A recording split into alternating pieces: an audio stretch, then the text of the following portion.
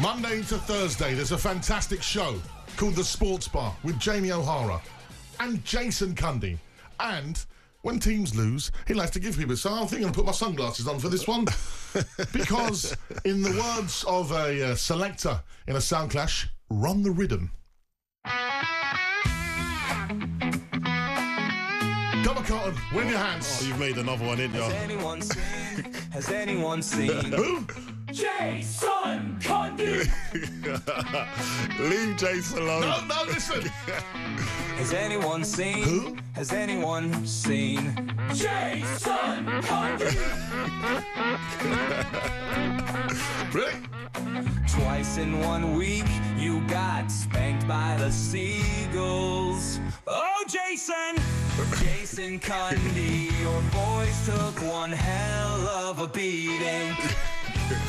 That's right, they took one hell of a beating on the Sports Bar. Take these off. Brighton 3, Chelsea 0. Where's the Ducks? I want to hear them.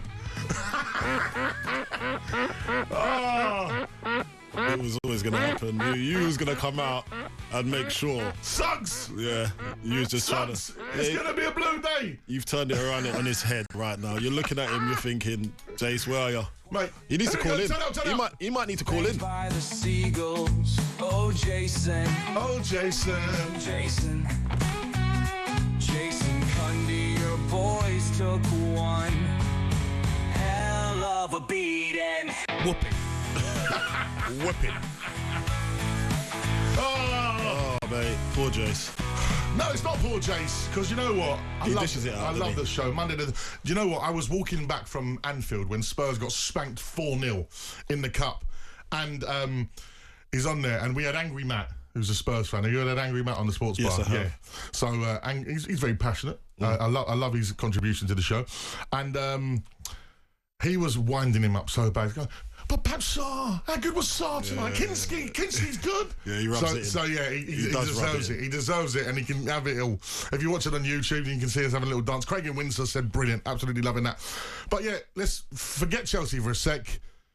Brighton, absolutely fantastic this evening, and that display all topped off by one of the best touches we've seen in the Premier League this season. Yeah,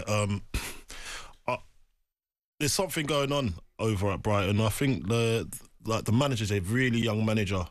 Most of those players that are playing for him can see that they love him. They run for him. They cover every blade of grass. Mate, he's 31. He's 31 years old. He's mate, and I was watching obviously before. Someone's just texting. I spotted Cundy near the beach about to walk into the sea. He's going skinny dipping. Right. He's just trying to cool off. He's trying to cool and it's off. not even that cold. It's cold. It's cold over there as well. So Come on, Coley. It's not for that. yeah, cold. but listen. Brighton have been outstanding for me. 31-year-old manager, 31 years old, and I think a couple of his players are older than him. Well, probably most of them. Yeah. So he's just. They all know what they're doing. It looks like they follow his instructions, and I see it. Their shape is much better, and they're onto something big over there. I think he's a very, very talented manager. But when I saw that goal, Mitoma, that touch and then that finish was outstanding. That's world class. That's what you call world class. I'm loving this text. Has anybody seen Chelsea? Lampard, Drogba, Terry. Can you hear me, John Terry? The Pensioners, The Flower Show, Stamford Bridge, The Liquidator, Todd Bowley. Can you hear me, Todd Bowley? Yes. You're loving this, aren't Yes. you? You're actually loving it. Because I've had a season of Spurs, and every time I turn on the Sports Bar, it's him talking about Spurs and Chick King. But, mate, you can't compare because Chelsea are fourth, mate. All right, listen. Right now, I'm going to enjoy myself. Yeah, you're going to enjoy it, yeah? I'm going to enjoy myself. They're up there. They're in Champions League spot. I'll tell you what, though, Man City against Newcastle tomorrow, one of those leapfrog them. One of those. If there's a winner in that game tomorrow, Chelsea are not in the top 4 tomorrow. Well, they'll be doing better than you, though. Well, listen, at the moment, we're not concerned about me. Yes. That's what we're saying. All right, anyway. But look, yeah, Brighton are outstanding. You got to give them their props. They were excellent. They done everything And that. if I was you, I'd worry about being in 16th place. All right. Look, why are you coming for me for? What have I done? I'm just saying. I'm just looking. I'm looking at the table. Getting your suit on tomorrow. I'm looking at the table, and you really can't chat right now. You cannot chat. You know, but then you can't chat even more because I don't tomorrow you're going to be pitchside at the London Stadium. Going, welcome to the London Stadium here with Cal and Kel, where we're currently 16th. Right, leave me out of this. Leave me out of this. It's Valentine's Day. Oh, mate. We're in trouble as it is. I know. Let's go over to Jordan. He's a Chelsea fan. He joins us on the Sports Bar Weekend. How are we doing, Jordan, mate? Cool, Evening, guys. How you guys doing? Yeah, they're laying it on. They're laying it on at the moment, mate. Yeah. It wouldn't be. No, but listen, right? I said it already. Chelsea, when they were flying high at the sort of beginning of the season and even before Christmas, they got a great squad. It's still a young team. It's a young team, and in fairness to Cundy, he always said they was never in a title race. What's changed at the moment, Jordan? Because since Christmas, it's not been good. I think the two most key events that pretty much changed Chelsea's great fortune into bad fortune, I think, was the two back-to-back defeats, I think, to Fulham and Ipswich. I think Chelsea, were less than 10 points behind Liverpool. I think had we won those games back-to-back, I think Chelsea would be somewhere around 6 to 7 points within Liverpool, and within the space of 2 games, Chelsea were already double digits behind Liverpool. So something has happened. I think for me, my fear is that my two fears are Enzo Maresca and Cole Palmer. I think for Enzo Maresca, I think it's too many players. For me, it's just too much. I think the back four changes every week. The front three changes every week. There's no cohesion. There's no consistency with either or. The midfield, they look a bit flat. Even though they've got a big squad, but they lack quality in key areas. Key areas they lack quality. And which areas do you think, Jordan, is the most important where you're lacking at the moment? I think for me, there ain't enough consistency up front.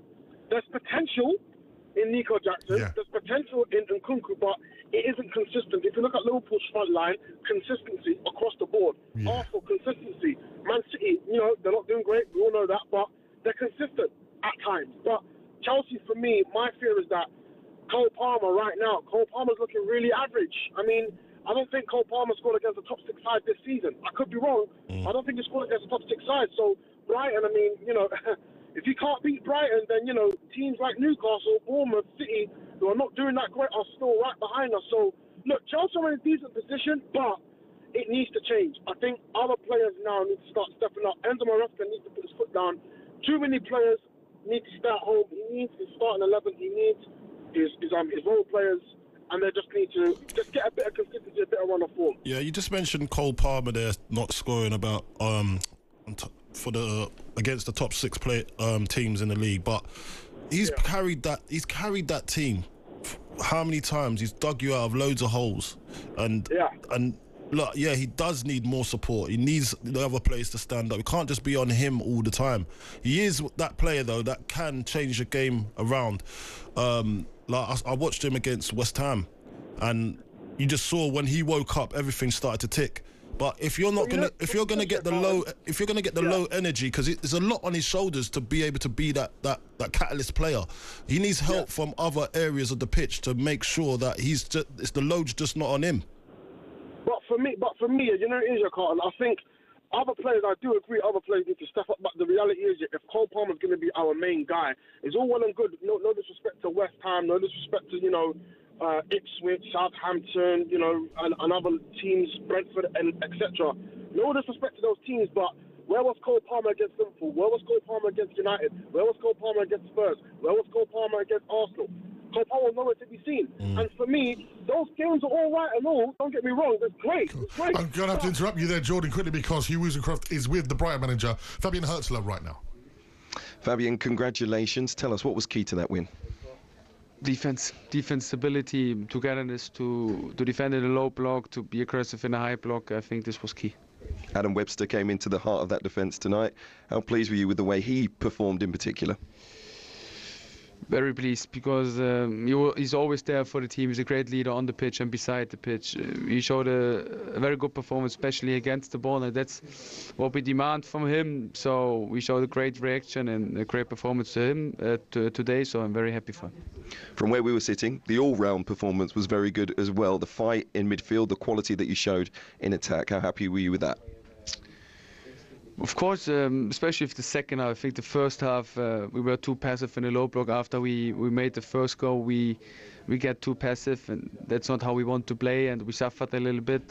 But we changed it in the halftime, and especially if the second half, I'm happy because we showed character. We showed that we still play out with courage. That we don't only try to defend the result. It was about creating something, about dominating, controlling the game. So, and overall, it was a good performance. But we all know that there's still things to improve.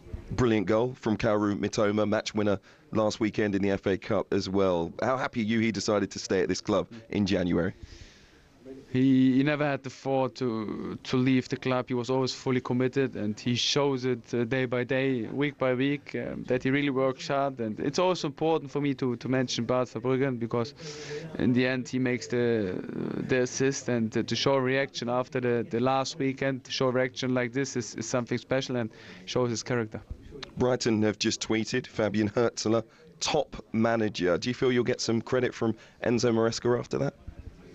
I don't need credit. It's not about me. It's always about the success from the club. It's always about improving the players, try to help the players, and that's what I can promise to everyone, that I try to give my best every day together with my staff to get the most out of the team and to help the players to get their best version. Big confidence booster, the last two games in fact. Have you shown in those matches just what you're capable of now, and a tilt at Europe is really capable? I knew before to what we are capable of, and I think it's important now to understand the last two games, why things like this happen, especially the players. If you stick together, if you work hard in training, if you keep the standards high, if you push your limits, then we can do performances like we did today, and I think that's very important that the players understand this. Brilliant, thank you. That was talkSPORT's Hugh Woozencroft there with the Brighton manager. Classy, Fabian Hurzeler. He talks classy. well. For such a young man, and he's controlling a Premier League team, he's a top manager. I just want to, if he's already started like this, what's it going to be the next 10, 15, 20 years for this guy? Like, he's unbelievable, world class. Absolutely. And the thing is as well, I like the fact that Brighton is a mixture of like experienced players like Welbeck with the youth as well. I think he's got a real balance in that squad, isn't he? Well, he's like, I was listening to Gary Neville before the kickoff, and he was interviewing Welbeck, and I looked at it and I thought, Gary didn't put Welbeck in that leadership role because obviously when you're coming through the ranks, but obviously when you get to a certain age and you're the experienced pro now, and some of these players, they look up to you obviously,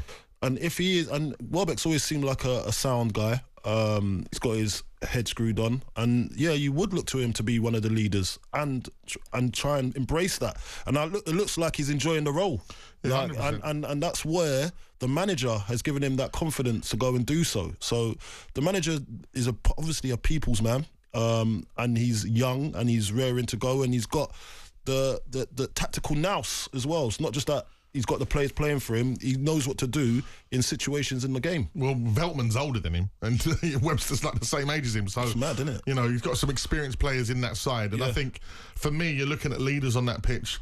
There's leaders everywhere. Even Van Heck, he's a younger man, but I think he's a leader. He's someone who always steps up. I've been really impressed with Brighton, and I just think... Not just that, like, you got to look at that as well. Look at Chelsea's team, and then look at Brighton's team. Not even the wage bill or how much the players got bought for, but you just look and you can see unity within the ranks and no ego. Yeah, well, that's where I think Chelsea are going wrong. There's a bit of ego creeping in, like to say we're Chelsea, we're this. You've got to humble yourself sometimes and just go back to the drawing board, work harder than the opposition team, and then maybe hopefully your quality will shine through. Definitely. The Sports Bar with Jamie O'Hara and Jason Cundy. Monday to Thursday nights from 10 on AM, on DAB, via the talkSPORT app and on your smart speaker. talkSPORT.